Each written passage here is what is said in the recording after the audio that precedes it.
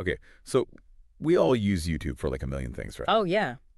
But how many of us really can honestly say we're using it to learn effectively? Yeah. I mean, really learn, not just falling down like all those recommendation rabbit holes. Mm. So today, we're diving into this tool. It's called Strader. Okay. And they're saying they're going to change all that, turning like your YouTube habit into this structured learning powerhouse. Mm-hmm.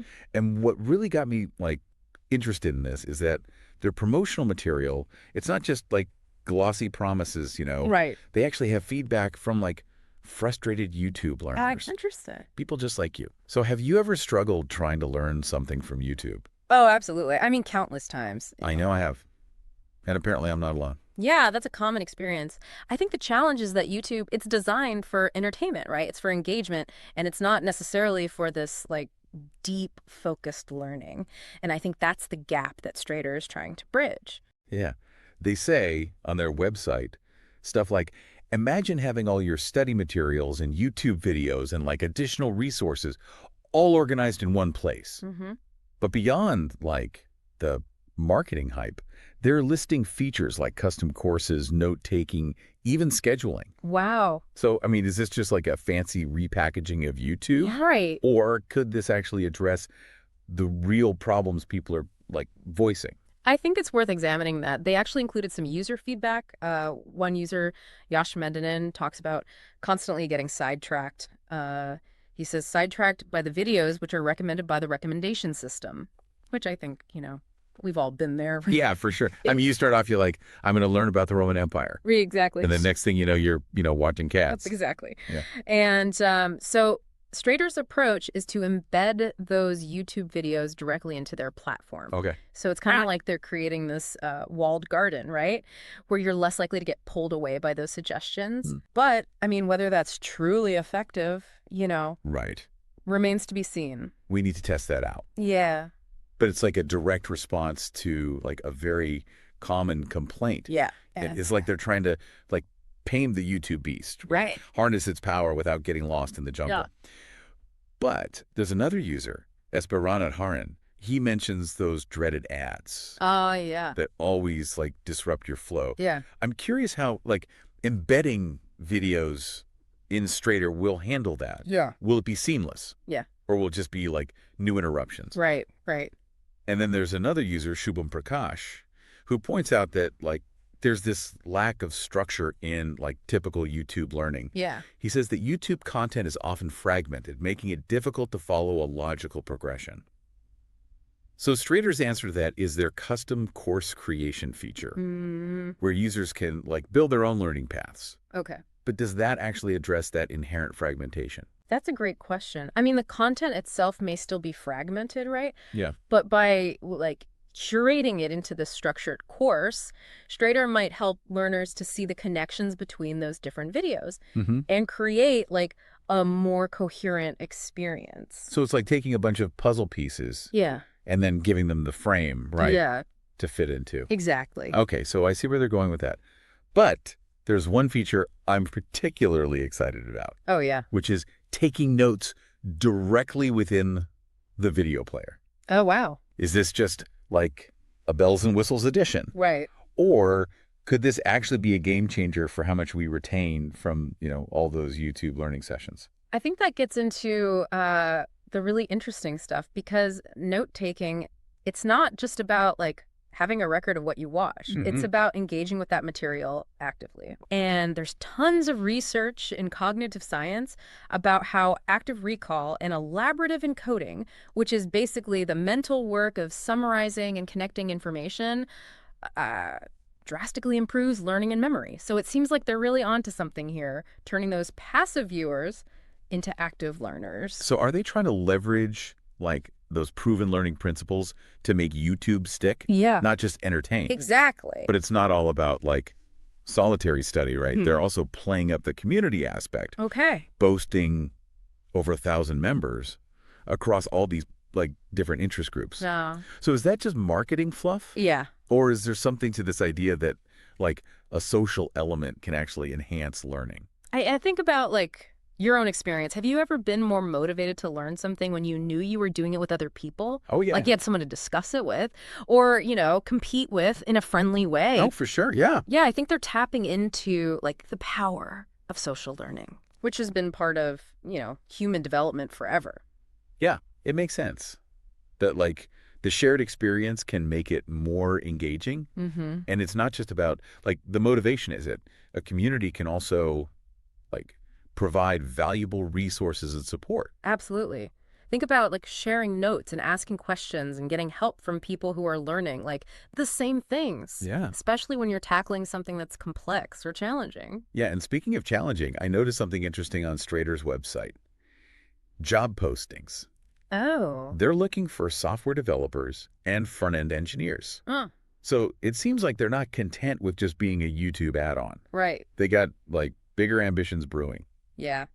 Now that you mention it, those job postings do tell like a story. I mean, the fact that they're hiring for these technical roles suggests they're investing a lot in building this robust and sophisticated platform. So it makes you wonder, what's their roadmap? Yeah. Are they planning on going beyond like just YouTube integration? Yep. Could they actually become a learning platform, like in their own right? It's a fascinating question. I mean, those roles suggest that they're interested in more than just the basic functionality. Mm-hmm. They're thinking about scalability, user experience, and maybe even integrating with other platforms. So this deep dive into Strader is already raising more questions than answers. Yeah. But one thing is for sure, they're not just offering like a Band-Aid solution to YouTube's learning limitations.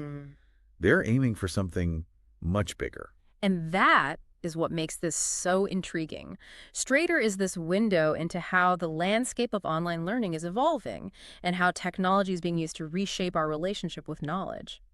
It's interesting thinking about Strader. It seems like they're positioning themselves not just as like a tool, but as like a platform for a whole new way of thinking about online learning. It's almost like they're taking like the traditional classroom playbook, Yeah. but like adapting it to the digital world. Yeah. That's a really good observation. I mean, there's a reason why classroom learning has stuck around for centuries. Mm-hmm. It's not just about the content. It's about that structure. It's about the accountability. It's about the social dynamics. Mm-hmm. And it seems like Strader is understanding that and is like trying to translate that into a virtual space. It's like they're building this like virtual schoolhouse Mm-hmm. right inside YouTube, but they're not just targeting students, are they? Right. Their website talks a lot about like professional development and lifelong learning, so it seems like they're opening up to a much wider audience. Absolutely. They even have a community that's specifically for jobs and internships. Oh, wow. Which suggests that they're aiming to create this comprehensive ecosystem for learning and career advancement. Mm-hmm. It seems like they're betting on the idea that in, today's rapidly evolving job market, this continuous learning, it's no longer optional. It's essential. Yeah, which brings us back to those job postings. Mm-hmm. They're specifically looking for software developers and front-end engineers. Right. So what kind of like technical challenges are they facing that requires that level of expertise? Well, just think about it. If they want to build a platform that can integrate with YouTube, right, Mm-hmm. and handle potentially millions of users Yeah. and offer this like smooth and intuitive user experience, Yeah.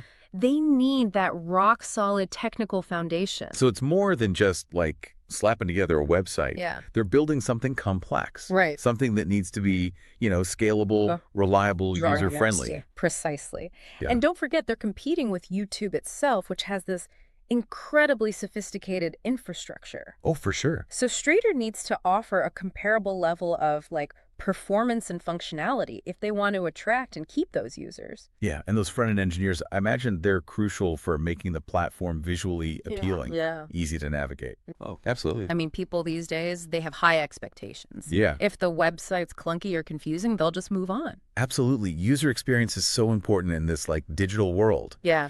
Strader needs to make learning not just effective, but also enjoyable.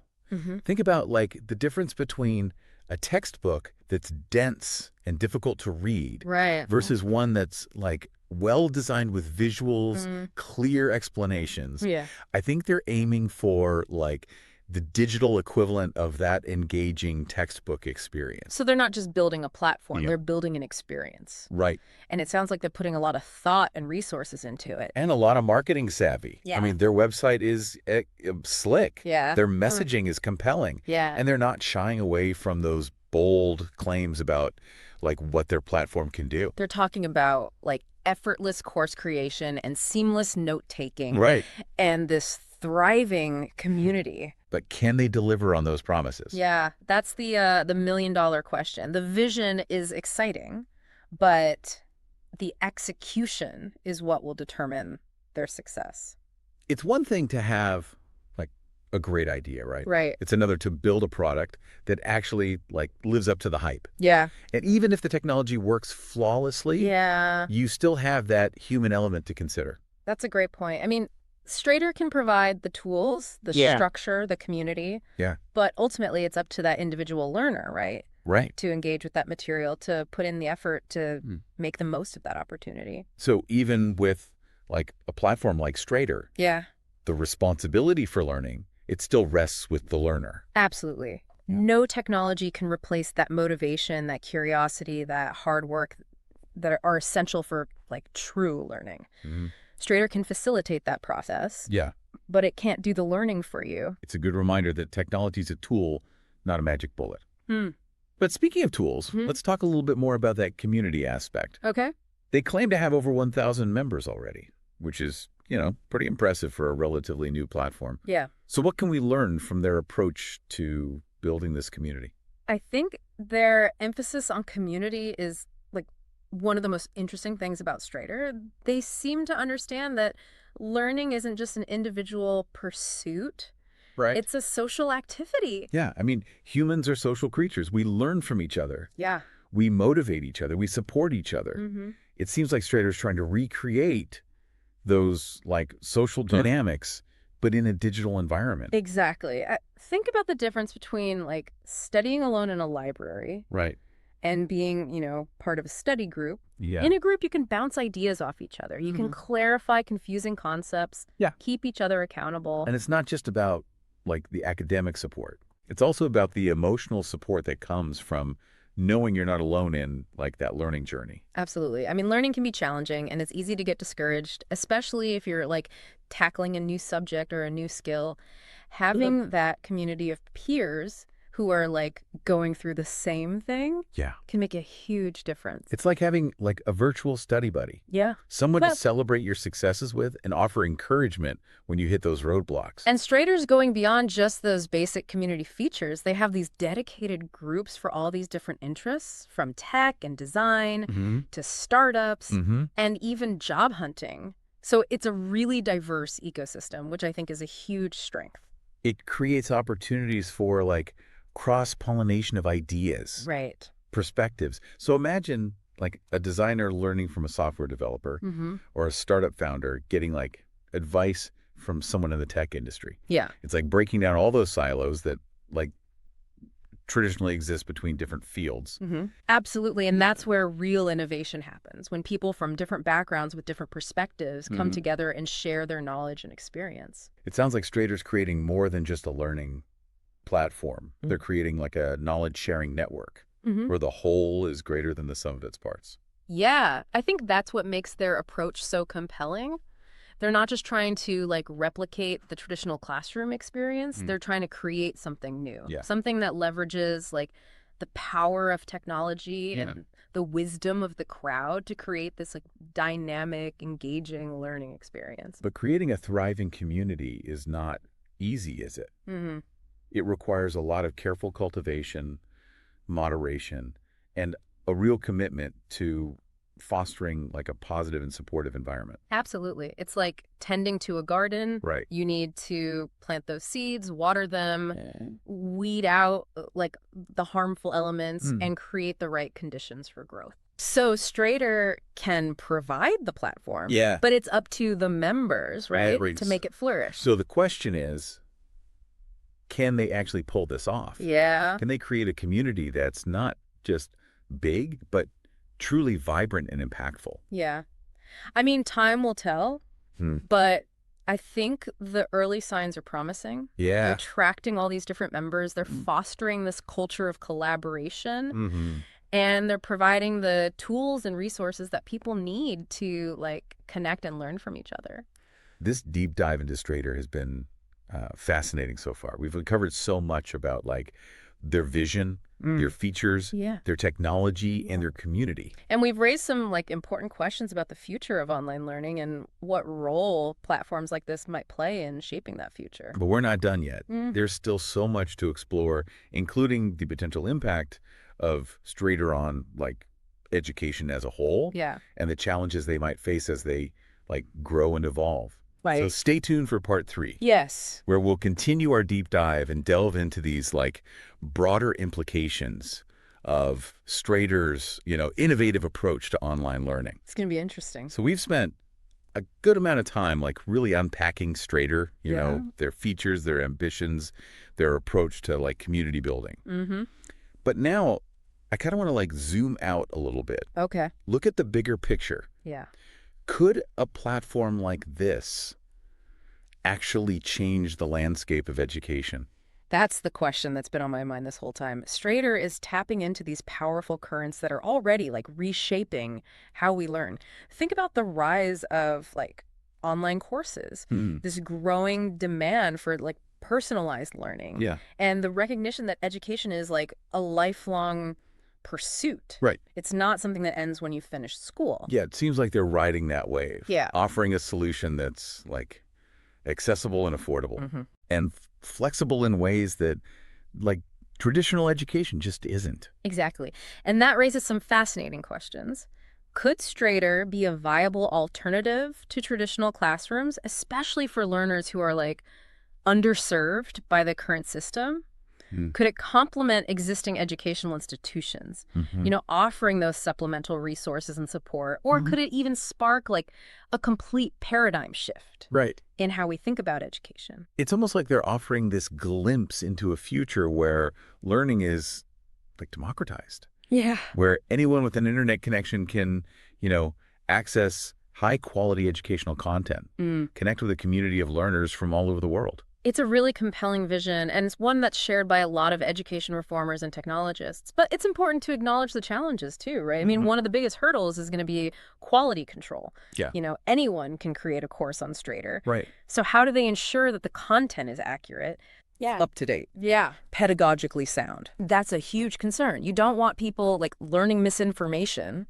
Right. Or outdated techniques. Yeah. It could be detrimental to their learning. Yeah, absolutely. Yeah. So how do they address that? Well, they could implement like a really rigorous vetting process for those course creators. Okay. Maybe involve like peer review or like expert evaluation. They could also leverage their community, to flag any problematic content. So it's kind of like a crowdsourced quality control. That makes sense. But beyond the content quality, there's also that issue of digital equity. Mm-hmm.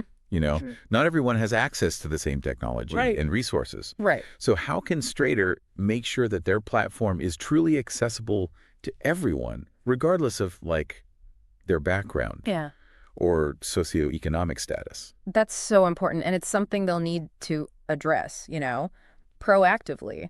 So they could offer like subsidized subscriptions for low-income learners. They could provide offline access for those with, limited internet. Yeah. Make sure it's compatible with a lot of different devices. So it sounds like there's a lot of hurdles to overcome. Yeah. But like the potential rewards are huge. Right.